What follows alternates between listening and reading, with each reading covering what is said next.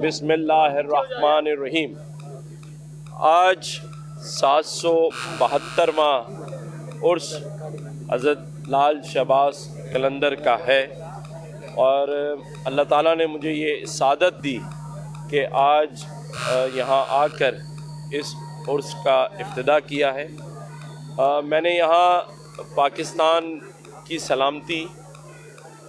اس کی معیشت اور استحکام کی دعا کی ہے، اور اس دھرتی سندھ جس میں ہمیں یہ اعزاز حاصل ہے کہ یہ صوفیاؤں کی دھرتی ہے، اور یہاں حضرت لال شہباز قلندر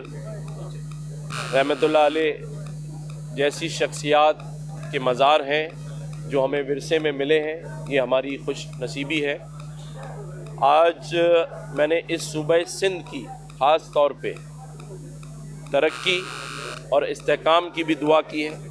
کیونکہ میرا یہ ماننا ہے کہ اگر سندھ ترقی کرے گا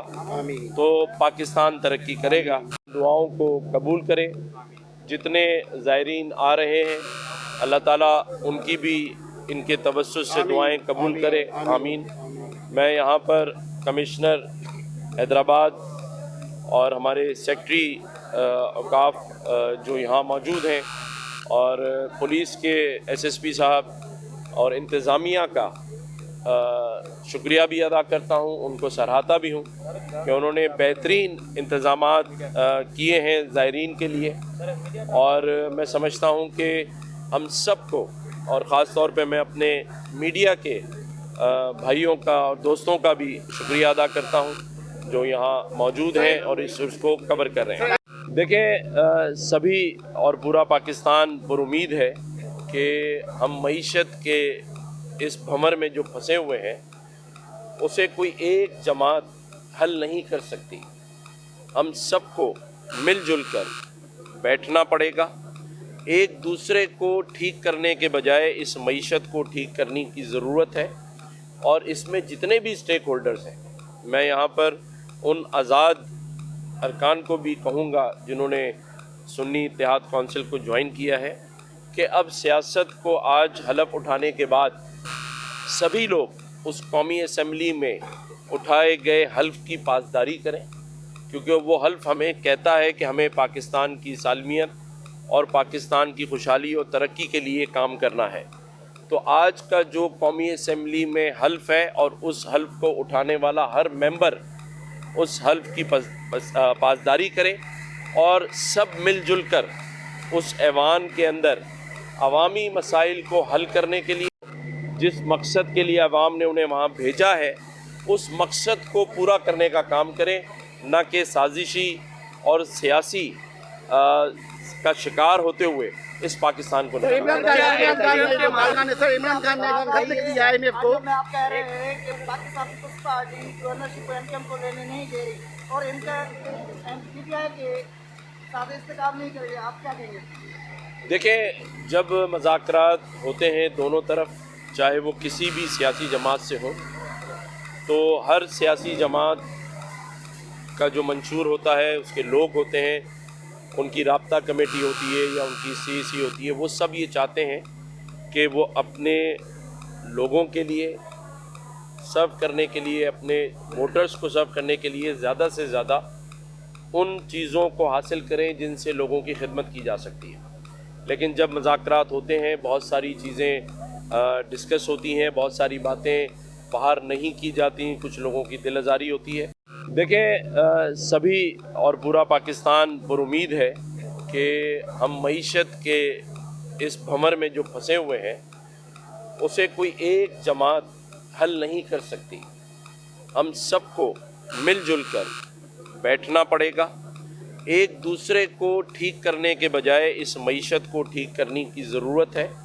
اور اس میں جتنے بھی اسٹیک ہولڈرز ہیں، میں یہاں پر ان آزاد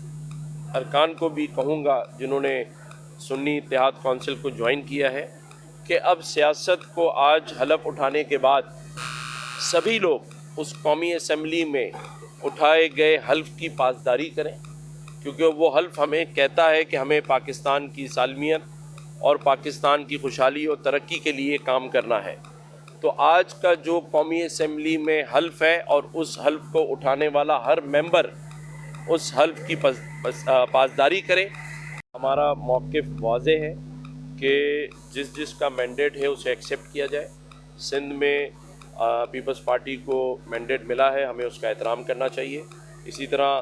فیڈرل میں نون لیگ اور باقی جو جماعتیں آئی ہیں، میں سب کے لیے بات کر رہا ہوں کہ ان کا ہمیں احترام کرنا ہے۔ ڈائلاگ ہوتے رہتے ہیں، سیاست ہوتی رہتی ہے، لیکن اس کے اثرات عوام پر نیگیٹو نہیں جانے چاہیے، ہمیں پازیٹیو رہنا ہے، اور انشاءاللہ یہ سارے مسائل صدر مملکت کی جانب سے تاخیری اسمبلی کے اجلاس بلانے میں تاخیر۔ پہلے جو بات بھائی نے کی، میں سمجھتا ہوں صدر مملکت کو ایک بہت ہی خوبصورت انداز سے اپنے اس سفر کا جو اختتام ہے اس میں ایگزٹ کرنا چاہیے۔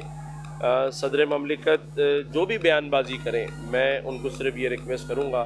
کہ وہ بہت اچھے آدمی ہیں، لیکن یہ ضرور دیکھیں کہ دنیا ہمیں دیکھ رہی ہے، اور آج کوئی بھی آئینی کرائسس پیدا کرنے کی کوئی بھی کوشش کرے گا تو اس پر پاکستان کی معیشت پہ اس کے اثر پڑیں گے۔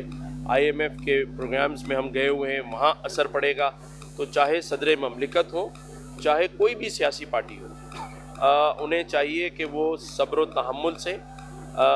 آگے کی طرف بڑھیں، آگے کا فیوچر دیکھیں، پاکستان کی عوام اور اس کی معیشت دیکھیں۔ اور جیسے آپ نے کہا کہ نواز شریف صاحب کہتے ہیں کہ پاکستان زخمی ہے اس کی معیشت، میں یہ کہتا ہوں اس سے آگے بڑھ کر کہ پاکستان کی جو عوام ہے، 24 کروڑ عوام، اس کے دل بھی بہت زخمی ہے۔ وہ منتظر ہیں کسی ایسے مسیحا کے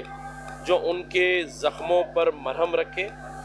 اور آگے کی طرف ان کو لے کے چلے، آگے کا راستہ دکھائے۔ میں یہ سمجھتا ہوں کہ اب اس میں دیر نہیں کرنی چاہیے۔ ہم سب کو، یہ جو مظلوم عوام سندھ کی اگر آپ بات کر لیں، تو آج اگر اس مزار پر حاضری کے لیے آ رہے ہیں تو وہ اپنی پریشانیوں، اپنی مصیبتوں دعا مانگ رہے ہیں، تو پریشان حال لوگوں کے دل مزید ہم سب نہ دکھائیں، ان کے لیے کچھ کام کریں۔